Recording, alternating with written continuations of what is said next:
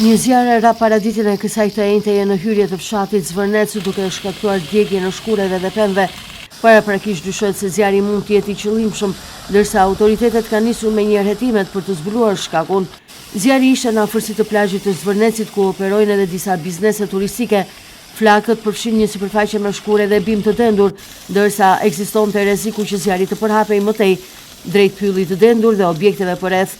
Në vendngjarje u ndodhen menjëherë 4 automjete të zjarrfikses që punuan për vënien nën kontroll të flakëve, teksa pushuesit u larguan menjëherë nga plazhi pasi ndodheshin vetëm pak metra larg zonës të përfshirë nga zjarri.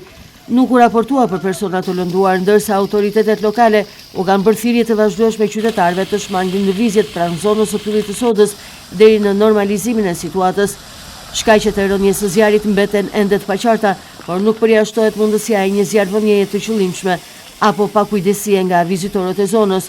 Policia dhe autoritetet përkatëse nisën me një hetimet për të zbardhur rrethanat e ngjarjes, ndërsa zjarri në pyllin e sodës vijoi për disa orësht, duke rrezikuar seriozisht zonën e quajtur si Mushkria e Vlorës.